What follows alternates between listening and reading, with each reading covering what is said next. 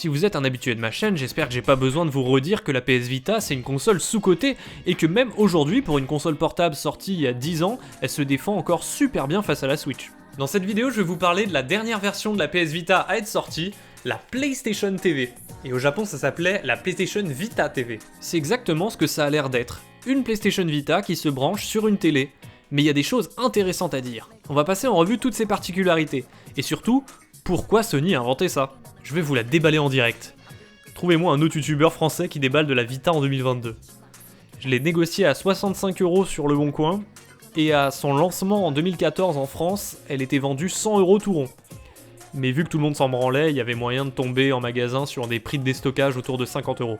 Dans la boîte, il y a du papier, un câble HDMI, une alimentation, une sorte de boîte de jeu avec un code déjà expiré pour télécharger 3 jeux de mort, Oli Oli, Worms et Velocity Ultra. Et il y a la bête. Imaginez la PS Vita, sans écran, sans bouton, sans batterie, ça fait ce tout petit truc.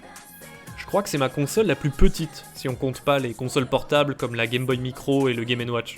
Il y a un port cartouche pour mettre des jeux Vita, c'est cool que ça soit pas 100% des maths. Un port Ethernet pour un meilleur réseau, ils ont pas attendu une version OLED pour y penser. Il y a un port pour carte mémoire Vita, vous savez celle qui coûte cher. Il y a le bouton ON et un port USB pour recharger et associer une manette PlayStation. Ça fonctionne comme sur toutes les consoles PlayStation de salon. Et c'est compatible avec la DualShock 4, mais aussi avec la DualShock 3. Ça c'est marrant, c'est l'occasion de ressortir sa manette PS3 qui prend la poussière. Et vu que graphiquement la Vita c'est un peu comme la PS3, t'aurais presque l'impression de jouer à une PS3 ultra slim. Mais en vrai, pourquoi t'irais te torturer à jouer avec une DualShock 3 quand tu peux prendre la DualShock 4 bien plus ergonomique? Vous aurez donc constaté que la console est vendue sans manette. Faut déjà en avoir une. Imaginez un peu comme c'est un produit chiant à expliquer quand t'es vendeur en magasin pour le grand public. Tu m'étonnes que les stocks s'écoulaient pas. Les gens savaient juste pas ce que c'était. D'ailleurs, ça sert à quoi? Ben, à jouer à la Vita sur une télé avec une manette. Bon, déjà dans l'idée c'est cool, mais c'est pas compatible avec tous les jeux. Et oui, beaucoup de titres, surtout au début de vie de la console, utilisaient l'écran tactile, le pavé tactile arrière, parfois même la caméra, des choses que tu simules pas avec une DualShock 3. Donc plutôt que ça soit injouable, ces jeux-là sont juste impossibles à lancer. Il y a la liste des jeux compatibles trouvables facilement sur Google si ça vous intéresse. Je dirais que la moitié de mes jeux ne marchent pas. Mais les plus importants qui me restent, genre les RPG comme Persona, eSuite ou Trails of Cold Steel, eux ils se lancent donc ça me va. Mais une PS Vita c'est pas seulement ça.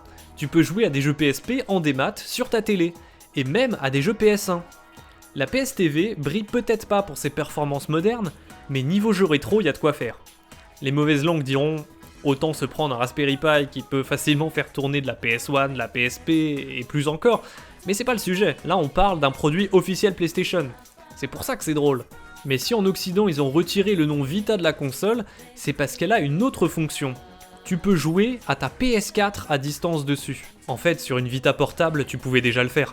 Ça permettait d'éteindre la télé et continuer ta partie sur un petit écran transportable. Exactement comme la Wii U en fait. Mais alors, ça sert à quoi de streamer une console de salon sur une autre console de salon?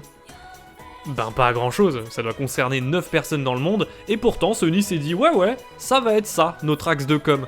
La grande télé déjà prise? Branchez votre PS TV sur une autre télé de la maison, et jouez à votre PS4 dans une autre pièce sans avoir à débrancher tous les câbles. À une époque où les répéteurs Wi-Fi devenaient à la mode, Sony a inventé le répéteur PlayStation. Ça faisait cher le luxe de pas avoir à débrancher ses câbles. Et c'est même pas un luxe en fait. La PS TV se connecte à ta PS4 via ta box internet, mais ça provoque une latence quand tu joues.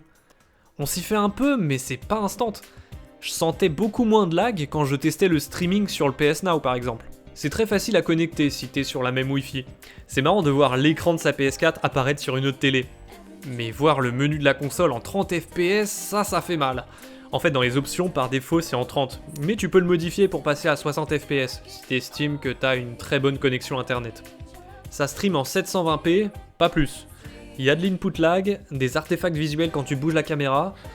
Non, c'est vraiment une solution de clochard, même avec la fibre. Par contre, j'ai trouvé ça cool que les vibrations fonctionnent sur la manette, même en streaming. Mais c'est quand même pourri comme idée, achetez-vous une PS TV pour tout, sauf streamer votre PS4.